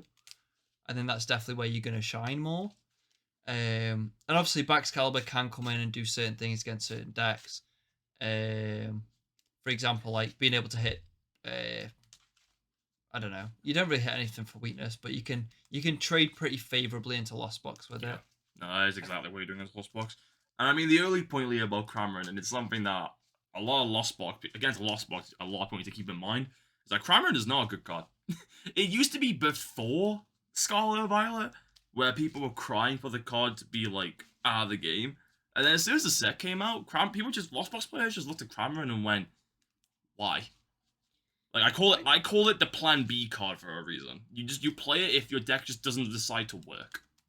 I was gonna say, I think it is very much like an old school way of looking at Lost Box. Yeah. I think Sablezard probably values it more than most Lost Box players at this stage. But even Sablezard, like you run 2 because you have to. It's one of your main attackers. But you run 3 Sableye, and you most of the time want to use Sableye. It's just a Cramorant is a Plan B. That sometimes you just need an attack, and it's the same reason why I do it too. You sometimes just need an attack, and it hits 110 for free. So why not? But if your deck's working, you just get rid of it. Like it's not that good of a card. A lot of people realize quickly with Miraidon as well. It's like if a card evenly trades into Cramorant and that's your plan B card, then what chance has it got against the rest of the deck, kind of thing? It's one of those things like the same way Sableye gatekeeps single prize decks at the moment. Is the Cramorant's also the same with like basic EXs. Like if you're not out of that range of 2 hits of a Cramorant, you're just trading evenly and you've got no advantage there. True, even though I do think with the new set coming out, and to be fair, from the few results we know, so it's a very much speculation. It does look like Sableye is having less and less and less of an effect in the format. Because you have to keep in mind, Sableye isn't the only card that's technically gatekeeping. Greninja could be very much argued to be a big gatekeeper. Like, obviously, a lot... Yeah, but how many decks in this current format actually run Manaphy? True. You've but, got like, if you've it got becomes more of Lost an issue, that's when you put it Box. in. You've got Lost Box and Gaudy. Yeah. That's kind of it. Wow. We don't talk about Back off the debate. We don't talk about it. Back off the debate. There is actually a really cool deck that I saw from Thailand. Go on. I think it was Thailand. Was it Thailand? I wonder what you're on about, to be honest. I can't remember. Yeah, It was a Southeast Asian event, and it was a God of War deck, but not really. It was a Mewtwo V Union deck that used Shine Arcana, and it had like 1 EX in the deck, and it was purely a catch-up deck. Reversal God of War. No, not reversal. It didn't run the reversals. The idea being is you thin out your deck, get your V Union out, get to the last cards, Shine Arcana onto the Mewtwo to get the 2, equip turn, there's your 3, then you Iono your opponent, and it's literally a pure catch-up deck, and like you run 1 EX in case you need early aggression, especially against Lost Box, but then like you run 2 Shine Arcana, so it's like it's not a God EX deck, it's a Mewtwo V Union deck using God of War as an engine, if that makes any sense. I think I've seen Jake Gearhart tweet about that. So I think Yeah, no, I've also seen a few speculations about Mewtwo, but Mewtwo V Union is always one of those. It's a weird card, and even entering next format, I think Mewtwo Guardy is a very weird deck. But if Mew continues to do well, Drapion comes back out, and if Drapion's back out, then Mewtwo V Union becomes a lot less good as a card, because if you're playing against like Mirage Gate, Lost Box, like they just power it up and take 3 Drapion becomes their new game plan. Or they just hit it early and then Dragonite it. Yeah. There's a lot of issues of V-Union, but then there's also one of those cards where, like, if no one's prepared for it, it will just win. Well, now we've got the new healing card. Maybe. Like a couple new good healing cards. Like Mewtwo V-Union naturally becomes a lot better because it obviously heals 200. And then if you're using, like, what was it, like Paldea Milk or something? Yeah. Fight milk. Fight milk. Yeah. Fight milk. Fight with the power of a crew. If you're like running that, then it makes Mewtwo V Union a lot more viable. It's just like Mewtwo V Union success almost always, from my perspective, I could be wrong. Always kind of just depends on how good Mew is, because if Mew's really good, then Lost Box and other decks, for example, like Baxcalibur's, any Pokemon like Shenpao, for example, are just going to start running Drapion, and they can just like set up the Drapion out of nowhere and kill the Mewtwo V Union. Then that's 3 prizes they've taken, and you've got almost nothing to show for it. So it's like it's a deck I'll probably give a go to. I'll try it, but I don't hold up much hope if Mew continues to do well. Yeah. But it could be fun. It's going to be fun to play around with, and I feel like having those fun decks is important. No, but no, like, obviously you've now given a few of your ideas, a few of the cooking that you're going to do for this format. Liam, I think we're all curious. Or you've been cooking? What are you going to try for this coming format? So I've got 2 answers. The fun one, which I say fun because I don't think it's even going to get into the meta at all, is Meowscarada. I have mentioned before I love my grass decks, love my grass starters and stuff like that. It looks like it could be good if it gets set up, is the way that I'm looking at it. If you can get 3 Meowscarada EX and a good flow of grass energy, you can be doing 90 damage to the bench via damage counters every turn, no problem. It's just getting the energy, which there is ways of doing that. The other way is obviously hit with 3-on-1, 6 on. I'm talking about Comfey, for example. 3-on-1, 6 of the other. Maybe Yoga not loop. worry about that Yeah. this turn, but then do it the next Yoga turn. loop. Take 2 out that time. No. Yoga loop. I was gonna say Yeah, Yoga loop. there's Medicham, not Medicham. That is Medicham. Alakazam. Yeah. There's some shenanigans that could be done. I think much like Miraidon is like interestingly a good deck against Arceus, but nothing else. I think Meowscarada is gonna be good against Lost Box, but nothing else. It's going to be interesting. I'm going to try it out. But my main answer at the moment, based on the results I've seen and the fact that I want to play something a bit different to what I'm used to, is Lost Giratina right now. That is the other deck I've currently got built up. I think You on a Lost Box package. Interesting. yeah. I'm not 100% sure that I'm going to enjoy playing it. No, it's not just that. It's so bricky. But Lost Giratina is not an actual deck. I do want to try it out because I want to try something new. Like, I'm going to end up being the Arceus guy way too much, and I may still fall back to that. I do have another deck built up that's Arceus, that's a slightly different archetype, which again is Sandaconda. Sandaconda don't want number. But yeah, I've got that built up ready to go. Both those decks are there. At the moment, I'm looking more towards Lost Giratina, but if I need to fall back on something reliable, I've got Arceus, Dura, Sandaconda.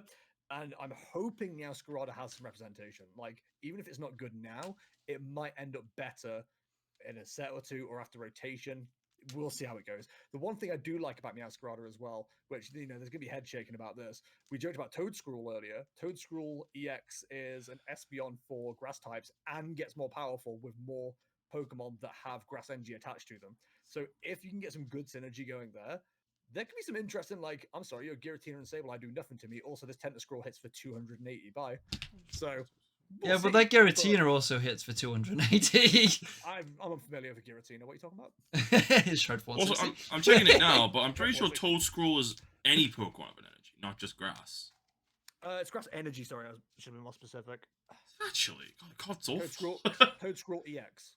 Yeah. What about... What are you looking at? Toedscruel EX is interesting. I like the look of it. Yeah, but then all effects of attacks from your opponent's Pokemon done to all of your Pokemon that have energy attached. It's not just grass. Yeah, it's Grass Energy. Grass Espeon.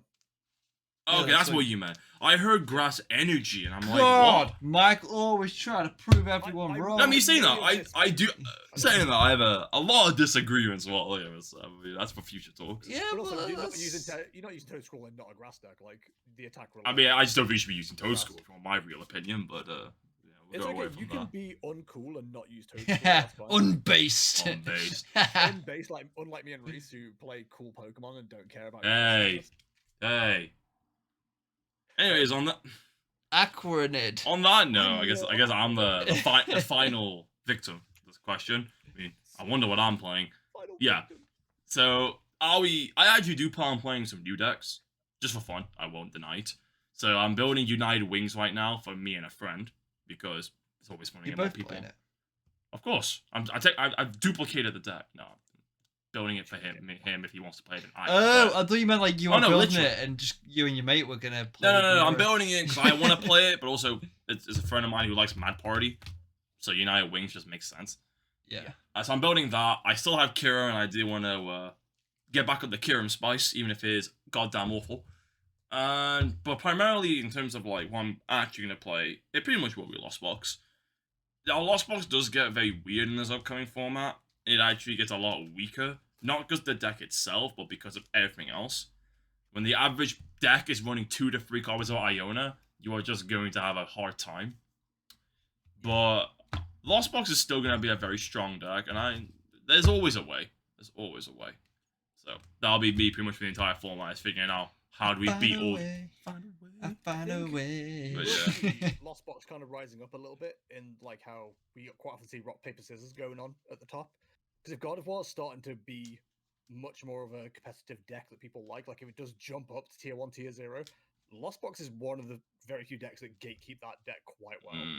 So I think we'll see. And again, I've talked about this before. Lost Box is like a really good deck for pivoting around the meta. If, for argument's sake, Chien-Pao and God of War become the main, important cards or important decks, you could pivot Lost Box to then you could Steel and Dark quite easily. You could, but there's one thing you said, Liam, and I want to get this myth out of the way, because a lot of the top players have also said this. The Guardi matchup is not free. Lost Box is not gatekeeping Guardi at all. I don't think it's free. But No, like, it's one of the worst matchups. it's really not. Guardi's got a lot harder matchups than Lost Box, just because Guardi decks naturally run good ways of dealing with Lost Box. Like, if you've watched any high elo Guardi player, Tord being a very easy example to use, they can beat Lost Box quite convincingly, just because the deck naturally runs things like Cresselia, the EX is naturally very big, Stadium's a very common card to see, and it will be in the new format as well. And if you've seen any matchup with both decks, it's pretty much a best of one. Like, it takes forever, and one mistake, one break, one turn of no knockouts pretty much ends the game for Like the I other said, person. It's why I think that's what Lost is good at. They can pivot to what is big. If God of War becomes the main focus, the deck. If God goes to the main focus, Lost Box will definitely try and change up the deck to play against it better. I can, yeah. Arceus has had to do the same. It's like Arcadura is kind of like a perennial combination. It's why Umbreon suddenly become the partner to it. It's like, the psychic decks suddenly the Yeah. issue. Bring out the Umbreon. Literally, because of Guardian Guardian. Guardian, Arceus can pivot, and they'll pivot to whatever. Like I think if Guardian becomes popular, I can definitely see myself going back on Drapion, just because one of the biggest issues in the matchup is just the EX. It's very big. Your opponent's not going to sit there and let you spend 2 or 3 turns killing it. It's just not a thing. But again, I mean that. I would. Yeah, but yes, it's too bad. It's why I was trying out Lost Bird Box. Like seeing Glory and Moltres just like surprise out of nowhere, just take out a God of War EX. Your opponent's like, well, it's why. And then you cry next turn when it gets knocked out by a shiny. Well, to be honest, if Guardi does come back, and you actually see this a lot in Japan right now as well, is Baby Molt has risen in in Japan right now. Baby Molt has just suddenly gone, you know what? If Guardi really is going to be that bad of a matchup for us with Iona, let's just kill the EX in one attack. Now, obviously, speculation. It might not be the same here. Moltres supposed to be like some sort of phoenix as well, so that kind of it's kind of funny that It's you very said funny. risen up. But again, all this is just speculation. I think all 3 of us can fall on and say we have no idea what's going to be good. All these decks we're mentioning now, we could just not play in a few weeks' time. Oh yeah, like next week, best deck and format is who knows? Bidoof Beatdown. Squad that Beatdown. We're not gonna know for another 3 weeks. We got no, because even our locals next challenge/cup is going to be in the current format, not the new one. So we're literally not going to know. Challenge should be new format. Maybe. And the cup we're going to in is also me and you. I think the cup me and you are going to is gonna be the new format. But in terms of obviously the locals all 3 of us go to, the next one is gonna be the normal format. So obviously, new sets are not legal till 2 weeks after. Well, if it's the end of the month, it's going to be legal. Well, I've been told it hasn't. But that's something for us. We'll figure it out. Anyways, I know this wasn't planned, but it actually leads on to a very quick to answer, but just out of complete curiosity question. What do we think is going to be the best deck? Again, just a quick fire answer. What do you think will be best in the new format? So, Reese, I'd like you to start us off. Like, just a quick fire answer. What do you think? Peer pressure me. I am peer pressuring you. Peer pressure. Peer pressure. We won't talk about it. I'm gonna say somebody's gonna come up with some nuts build of Tinglu, and it's gonna be busted. We joke, but like that's not even a bad shout. I'm confident somebody's gonna come up with like the most optimal, fast way to play Tinglu, and it's gonna be busted. There. Anyways, Liam, what are your quick fire prediction? I mean, let's hear it. I low-key cheat a little bit because I'm constantly looking at like the Japanese Twitter accounts of like every single cup that happens and stuff like that. Like Poke Kamishi, and Poke Ka Book as well. Just don't try pronouncing it. Yeah, I know. Listen, I'm a good boy. God of War seems to be like the perennial. It's always within the top 4, if not top 8. I think God of War is probably going to be the deck to beat in the next format. No, that's solid. To be fair, it's a very basic answer, but it's also my answer, to be honest, as well. I also think Guardia is going to be the best deck. I think just because the one issue Guardia has always had as a deck is, one, it's just his comeback mechanics. Obviously, Guardia naturally as a deck has everything you could want. A big issue with Guardi is when you fall behind early and don't find your Raltsers, you will just crumble. As a deck right now, it will just lose. The biggest issue that we're going to have with God of War is people are like, oh, Drifloon with the basic charm is going to be the big problem. Not that good. God of War with reversal energy is going to be the biggest issue because they can run more than one. The thing is, that combination is very powerful, but it's very powerful when VMAXs are seeing play. And in the new format, it looks like VMAXs aren't actually that prevalent. It's also a lot of Dora and Umbreon. True. It's also good, the reversal. It's good in the essence of like you can just set it up without putting damage on it. So if you're behind against Lost Box, for example, just slap a reversal. There's no way they're one hit KO without going into a Dragonite. And 9 times out of 10, if a Lost Box plays a Dragonite against you, they probably lose. Yeah. But no, I do think God of War will be the best deck because it finally has what the deck's always been missing, which is a comeback mechanic now. You've got the reverse energy, you've got Iona. So now if you fit it, let's say your turn 1's really bad, you hit like 2 rolls, it's really sucky. The deck now has a way to get back to the game, which it never had before, and I think that's just incredibly scary. No, I disagree. I think Goddy's always had the ability to come back into a game. I think it's just now easier because Goddy naturally, even if you hit the turn 2 EX. even if you miss the turn 2 EX, the game's still pretty playable. Like, I mean, it's happened a couple times where I've still won against somebody, like when I've missed that turn 2 and they've taken 2 prizes before I've taken a prize. I mean, in the challenge, for example, like playing against Maridon, they took like 3 prizes before I took any, and I still won that game. But I think with the new cards, that comeback just becomes so much easier to play around because it like admittedly, even though it was like a pretty good way of getting back into the game, it was kind of like, well, if they have boss, I lose. Yeah. It's also one of the things. It's like we just spoke about the Lost Box matchup earlier, and it's a matchup where it's very 50-50, but if one player, maybe had an unfortunate break or I couldn't get a knockout off, they just lose the game. Now Guardi doesn't have that issue as much because, okay, let's say they did have a bad turn against Lost Box. You just Iona them, give them like 2 cards, you get like 4, or reverse energy, knock out like a big Dragonite. It just gives Guardi more and something that it honestly it shouldn't have, in my opinion, but like every deck's gonna have it, so it is what it is. Well, most decks will have it. One thing that I think is really based about it is Super Rod. Super Rod is a big upgrade for Guardi and Lost Box. Weirdly, it just makes the deck way more better. Smooth. It just has better flow, yeah, because you don't have to waste the supporter anymore, and it also just weirdly just makes your Shine Arcana Guardi just kind of broken. No, it does, because if you just put like 2 energies back, you just like guarantee to get those 2 energies, which is 2 equips. No, I absolutely agree. It's a big upgrade for Lost Box as well. But obviously, Lost Box with Iona and all this coming out does kind of suck. But Super Rod is massive, just for the sheer fact of we don't have to Clara anymore. We can, instead of Clawing Raihan, like, I think Raihan will come back in Lost Box for the single reason of you don't have to use a support to get your stuff back now. You just, like, Super Rod Raihan, and it is really cool. I'm a big fan of a Rod coming back. And I think Super Rod's a solid one of all the Rods to probably come back. And I can play Super Rodney, which makes me happy. But no, I thought it'd be a nice question to end on, because it's always interesting to hear our different opinions on what will do well. And hey, we're probably all wrong. In a few weeks' time, I'm going to look back and this and go, God, we're all goddamn idiots. Why is Liam playing bad decks again? How did I not see that Gengar Houndoom was going to win? It's easy, right? We just say we were unfavored in this prediction. So. Yeah, we were actually all like... We all actually played Yu-Gi-Oh! For the past, 3 months. We don't know what Pokemon is. To be fair, oh, I've been playing Digimon. Have I been the wrong... Should have been Yu-Gi-Oh! Wait, I've been playing One Piece. Anyways, I think that's a very funny and nice way to conclude our little pilot. A little bit of fun. I mean, yeah. I mean, we almost hit 2 hours. I feel like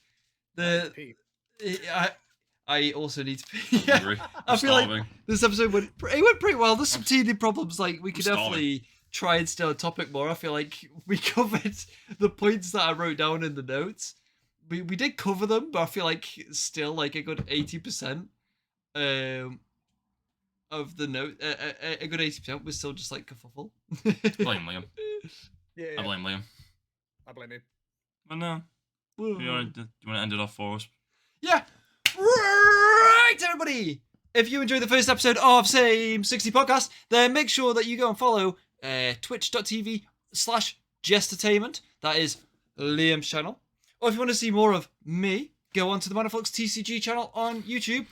Michael doesn't have any social channels. He's just joining for fun. So don't follow him. Ignore him, actually. That's what we recommend. If you want to see more of this content, then make sure to, give us a like, give us a follow, subscribe, whatever. Do all that funky jazz stuff. Or follow us on Twitter at _QWVR_. That's me. And I don't know what your Twitter is, Liam. Although I do follow you. Is it literally just Chestertainment? If you want to see Dex go to Binder Jail on a weekly basis. Yeah, right. I should start that account. But yeah, everybody. That is today's episode. Hope you had a brilliant time, and we'll see you again. Peace. Bye.